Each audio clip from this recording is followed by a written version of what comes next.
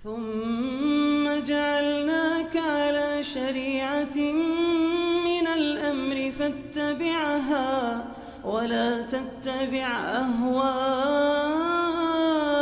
الذين لا يعلمون. Kenapa ada madhab-madhab sehingga banyak orang yang fanatik? Ya, jangan salahkan madhabnya, salahkan yang fanatiknya.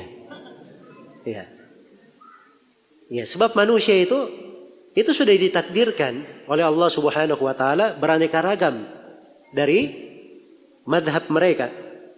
Dan mereka tidak dijadikan di atas satu umat.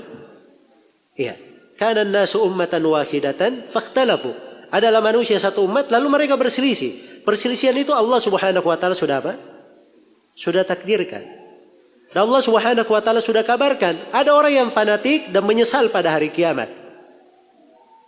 Allah berfirman, wa yauma ya'addu adh-dhalimu ala yadayhi yaqulu ya laitani ittakhadtu ma'ar rasuli sabila ya wailata laitani lam attakhidh fulanan khalila laqad adallani 'ani adh-dhikri ba'da idh ja'ani wa kana asy-syaitanu lil insani khadula. Dan hari di mana tatkala seorang yang zalim itu dia menggigit kedua tangannya. Ini saking dahsyatnya penyesalan. Kita kalau ke dunia menyesal, sedih, kadang luar biasa sedihnya, tidak sadar dia gigit jarinya, kan begitu.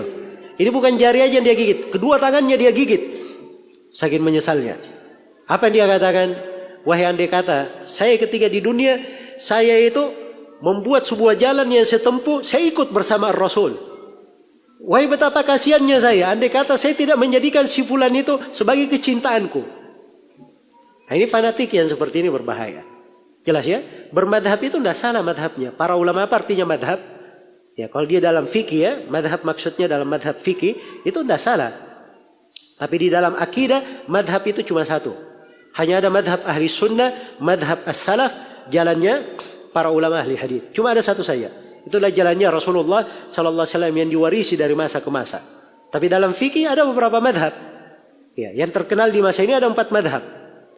Ada 4 madhab. Dan madhab ini adalah cara memahami fikih namanya.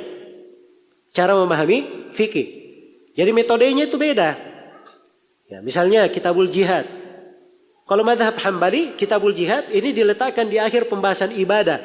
Makanya setelah pembahasan haji, jihad mereka bahas. Kalau di madhab lain tidak, dikasih di pembahasan lainnya. Mungkin ada yang masuk ke muamalah, ada yang masuk di interaksi kepada manusia. Ya, beda di dalam meletakkannya. Nah, ini kan tartib namanya. Jelas ya, di dalam memahami.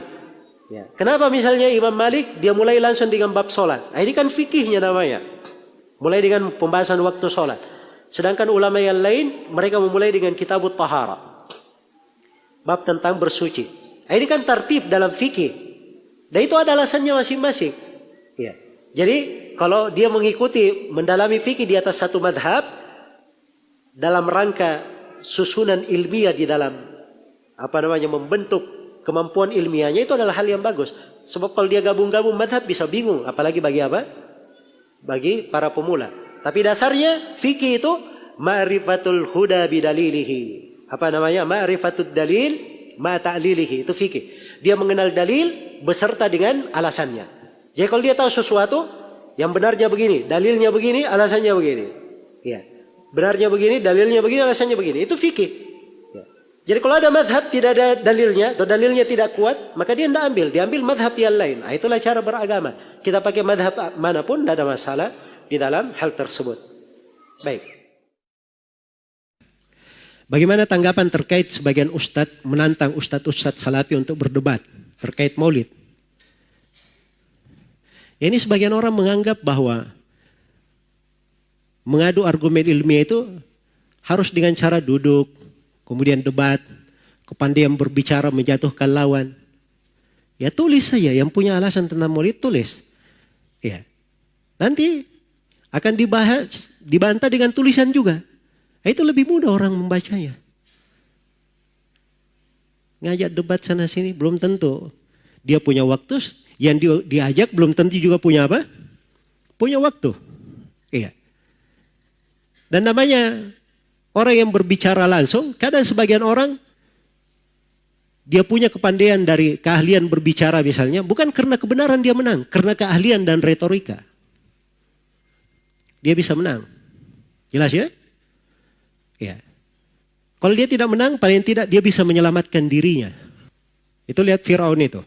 Firaun itu, ya, jagoan retorika itu Firaun. Ya, harusnya dia itu sudah KO Firaun. Tukang sihirnya semuanya sudah masuk Islam. Beriman kepada Nabi Musa dan Nabi Harun. Firaun hanya berucap satu kalimat saja, tenang semua pengikutnya. Oh, rupanya kalian selama ini, ya, pembesar kalian adalah Nabi Musa dan Nabi Harun yang mengajari kalian sihir. Jadi gampang saja. Pengikutnya akhirnya menjadi apa? Menjadi tenang. Hanya dengan ucapan itu saja. Jelas ya? Kadang ada orang-orang punya retorika seperti Firaun. Ya. Dan ini dari hal-hal yang memang diingatkan oleh Nabi Sallallahu Alaihi Wasallam. Karena itu Nabi Sallallahu Alaihi Wasallam mengingatkan dari bahaya. Orang yang berbahaya adalah munafikun alimul lisan. Seorang munafik ahli dalam berbicara. Ahli dalam berbicara. Nabi saja memperingatkan. Ya, jelas ya? Tapi bukan artinya ahli sunnah. Kalau dia pandang ada maslahat untuk debat, untuk diskusi, bertemu langsung, bukan artinya mereka tidak mau. Ya, boleh saja. Tidak ada masalah dalam hal tersebut. Tapi kelihatan maslahatnya. Jelas dari manfaatnya. Ya, kalau tidak ada maslahat dan tidak jelas manfaatnya, ngapain buang-buang waktu? Ya, di dalam hal tersebut. Baik.